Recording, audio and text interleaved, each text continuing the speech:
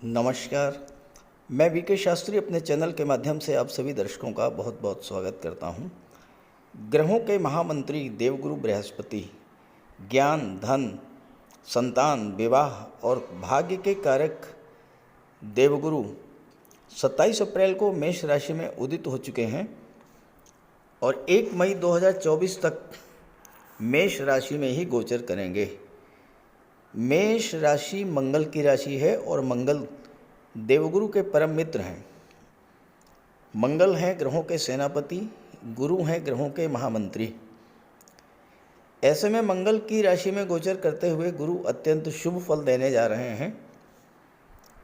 जब कोई ग्रह अस्त होता है तो वो अपना पूरा फल देने में सक्षम नहीं होता, लेकिन जैसे ही अस्त से उदित होता है तो वही ग्रह नए बल, नई ऊर्जा के साथ अपना पूरा फल देना आरंभ कर देता है।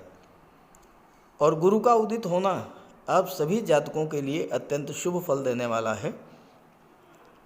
सबसे पहला प्रभाव तो आप यही देखेंगे कि मई और जून में विवाह के सर्वाधिक शुभ मुहूर्त बन रहे हैं और ये भी गुरु की ही कृपा है।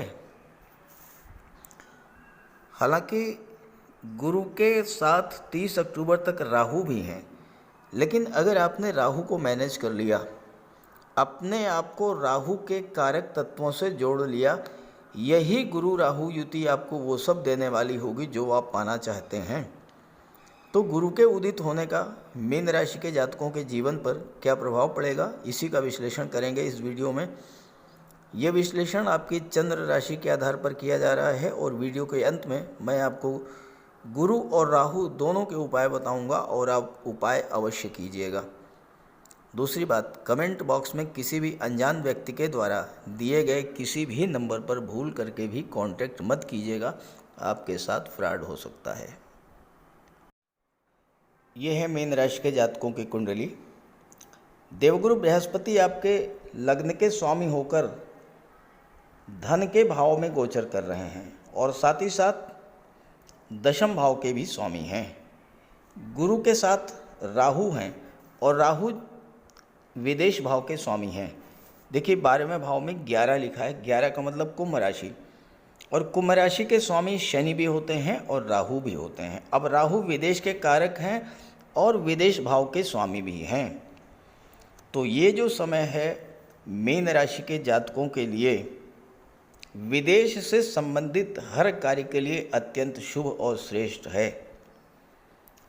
अब गुरु की दृष्टियों की बात करें तो गुरु की दृष्टि अष्टम भाव पर पड़ेगी, गुरु की दशम भाव पर पड़ेगी और गुरु की दृष्टि छठे भाव पर पड़ेगी।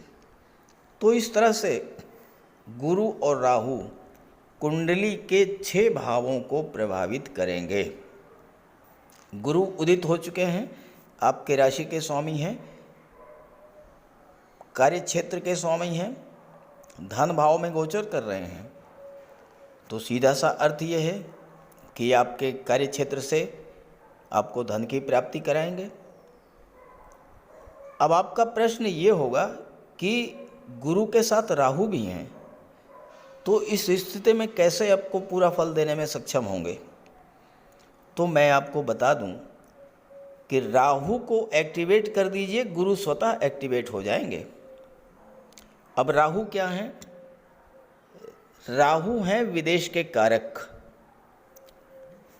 अब आपका प्रश्न ये होगा कि जहाँ भी राहु का जिक्र होता है तो मैं विदेश पर विशेष बल प्रदान करता हूँ, विशेष बल देता हूँ। तो क्यों? आप ये बताएं, आज के समय में कौन है जो कि विदेश से किसी ना किसी तरह से जुड़ा हुआ हो? जो छात्र हैं, जो उच्च शिक्षा प्राप्त कर रहे हैं, चाहे वो मेडिकल का क्षेत्र हो, इंजीनियरिंग का क्षेत्र हो, आईटी सेक्टर का हो या और कोई स्ट्रीम, उच्च शिक्षा तो विदेश में ही प्राप्त कर रहे हैं। विदेश यानी मातृभूमि से दूर, अमेरिका, ब्रिटेन, कनाडा नहीं। आप यूपी में हैं, दिल्ली में आप हायर एजुकेशन के लिए गए हुए हैं तो वो विदेश हो गया। महाराष्ट्र में आप पढ़ रहे हैं, विदेश हो गया, बेंगलोर में पढ़ रहे हैं, विदेश हो गया। और ऐसे ही जो व्यापारी वर्ग है, बिजनेसमैन हैं, उनका तो संबंध दूसरे शहरों, दूसरे राज्यों से यानी विदेश से होता ही है।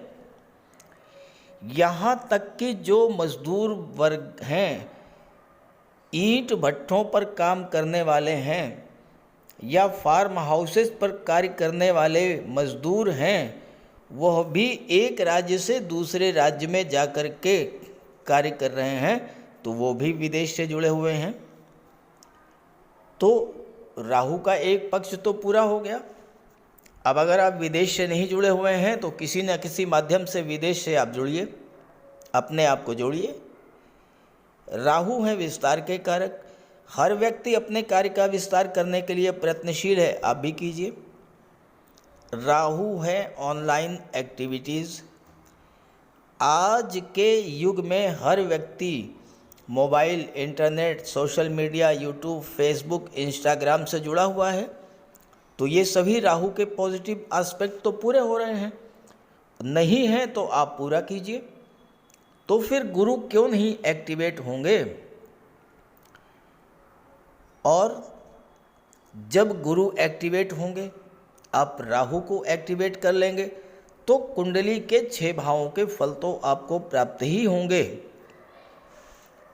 अब आप देखिए, गुरु लग्न के स्वामी हैं, दशम के स्वामी हैं, राहु विदेश भाव के स्वामी हैं, और गुरु की दृष्टि 6ठे भाव पर, अष्टम पर और दशम पर पड़ रही है, तो ये सभी भाव प्रभावित होंगे।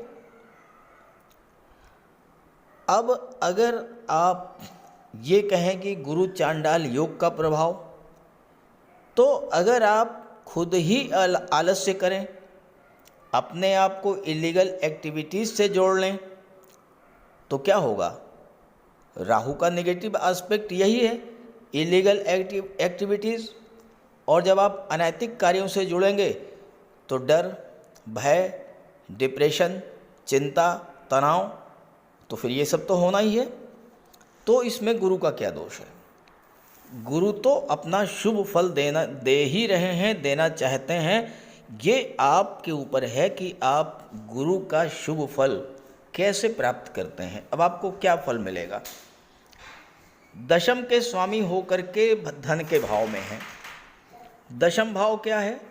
दशम भाव आपका कार्य क्षेत्र है। आप जो भी कार्य कर रहे हैं, चूँकि गुरु और राहु दोनों हैं, तो पहला कार्य तो ये करेंगे कि आपके कार्य क्षेत्र का विस्तार करेंगे। आप चाहे व्यापार व्यवसाय कर रहे हों, चाहे नौकरी में हों, चाहे गवर्नमेंट सेक्टर, चाहे प्राइवेट सेक्टर, किसी भी क्षेत्र में हैं आप, आपके कार्य क्षेत्र का विस्तार होगा। कार्य क्षेत्र का विस्तार होगा और आपको धन की प्राप्ति होगी। दूसरा भाव परिवार का होता है, धन का होता है। गुरु और राहु जो कि विस्तार के कारक हैं, दोनों ही धन भाव में गोचर कर रहे हैं, तो परिवार का विस्तार करेंगे। किसी न किसी सदस्य का या तो विवाह होगा और या फिर संतान की प्राप्ति होगी, धन का संचय होगा। राहु विदेश भाव के स्वामी हैं और विदेश के कारक हैं, तो विदेशों से धन की प्राप्ति होगी, विदेशी व्यापार में उन्नति होगी। और सबसे बड़ी बात, 12वां भाव खर्चों का भी है और निवेश का भी है। खर्च भी एक तरह का निवेश भी है। आप बैंक एफडी बनवा लीजिए, आप गोल्ड में निवेश कर दीजिए, आप शेयर परचेज कीजिए, ये भी तो खर्च हुआ, लेकिन ये निवेश भी हुआ। और गुरु की दृष्टि 6ठे भाव पर पड़ेगी, धन भाव में गोचर कर रहे हैं, धन के कारक हैं। किसी तरह का कोई लोन आप पर है वो उतर जाएगा।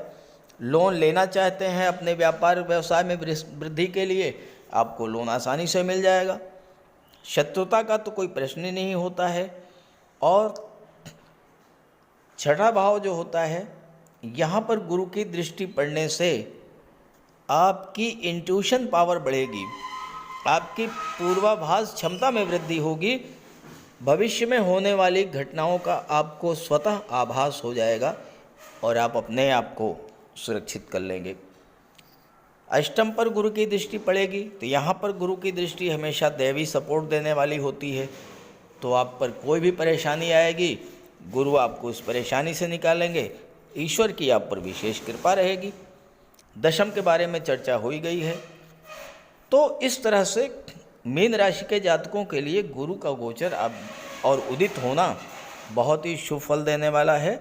इस समय का पूरा लाभ उठाएं, ज़्यादा से ज़्यादा लाभ प्राप्त करें। इसके लिए गुरु का भी उपाय कीजिए और राहु का भी उपाय कीजिए। तो बात करते हैं उपायों पर। कुंडली में देवगुरु बृहस्पति का बहुत ही महत्वपूर्ण स्थान है, क्योंकि देवगुरु कुंडली के पंचम और नवम भाव के कारक होते हैं। पंचम भाव से संतान का विचार किया जाता है, शिक्षा का विचार किया जाता है, और नवम भाव से भाग्य का विचार किया जाता है।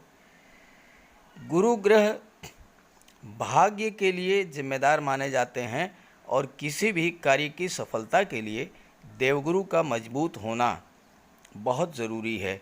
जब कुंडली में देवगुरु मजबूत होते हैं तो भाग्य का साथ मिलता है। जिस काम में हाथ डालते हैं वो सफल होता है।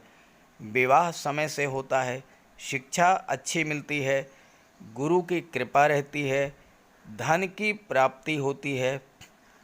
तो देवगुरु के लिए कुछ उपाय बताने जा रहा हूँ, उपाय ज़रूर कीजिएगा। अगर आपकी जन्म कुंडली में गुरु कमज़ोर स्थिति में है तो आपको गुरुवार का व्रत करना चाहिए। स्नान करते समय जल में आधा चम्मच हल्दी डालकर स्नान करें। स्नान के बाद पीले रंग के वस्त्र धारण करें और साथ ही साथ केसर या हल्दी का तिलक लगाएं। और गुरुवार के दिन भगवान विष्णु की उपासना करें।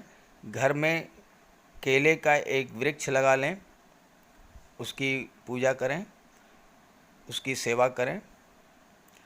भोजन में चने के बेसन, चीनी और घी से बने लड्डू का सेवन करें और अपनी क्षमता के अनुसार पीले वस्त्र, हल्दी, शहद, धार्मिक पुस्तकें, इन सब का दान कर सकते हैं। अगर गुरु ग्रह कमज़ोर है तो पुखराज धारण करें, लेकिन इसके लिए किसी योग्य ज्योतिषी की सलाह ले लें। माता पिता, गुरु और बुज़ुर्गों का सम्मान करें, उनकी देखभाल करें और उनका आशीर्वाद प्राप्त करें।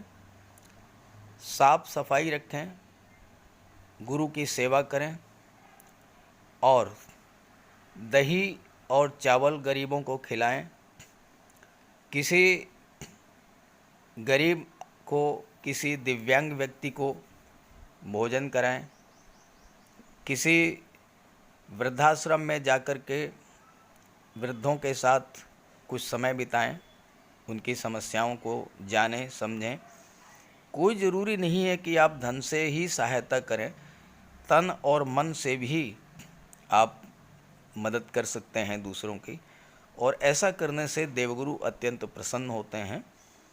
और जब देवगुरु बलवान होंगे तो आपको पूरा लाभ मिलेंगे। तो ये उपाय करके देखिएगा, लाभ होगा। राहु का कोई अशुभ प्रभाव आप पर न पड़े, इसलिए राहु का उपाय जरूर करें। राहु का सबसे बढ़िया उपाय है मोर पंख। देखिए, राहु को सर्प का स्वरूप माना गया है और मोर सर्प को खा जाता है। तो जहाँ पर मोर पंख रहता है वहाँ पर राहु का प्रवेश नहीं होता है। अपने घर के मेन डोर पर, बेडरूम में, ड्राइंग रूम में, स्टडी रूम में एक एक मोर पंख लगा दें। एक मोर पंख अपने तकिए के नीचे रखें। जहाँ पर आप कार्य करते हैं, ऑफिस में, वहाँ भी मोर पंख आप रखें। और अपने बैग में एक मोर पंख ज़रूर रखें और एक सुरमे की डिबिया, ये दो चीज़ें अपने बैग में हमेशा रखें। और एक छोटी सी चांदी की गोली अपनी जेब में रखें। इससे राहु और बुध दोनों का उपाय हो जाता है। काले कुत्ते को भोजन दें, काली गाय की सेवा करें। इससे राहु, केतु और शनि तीनों ही प्रसन्न होते हैं। कुष्ठ आश्रम में जाकर के या दिव्यांगों को भोजन का दान दें। और एक नारियल शनिवार के दिन अंधेरा होने पर अपने सिर के एंटी क्लॉकवाइज 7 बार घुमा करके नदी में बहा दें। दुर्गा माता का आशीर्वाद प्राप्त करें। दुर्गा चालीसा का पाठ करें। सोमवार के दिन शिवलिंग पर अभिषेक करें। सफ़ेद चंदन का टीका लगाएं और एक सफ़ेद चंदन का टुकड़ा अपने पास रखें। घर में कपूर की धूनी दें।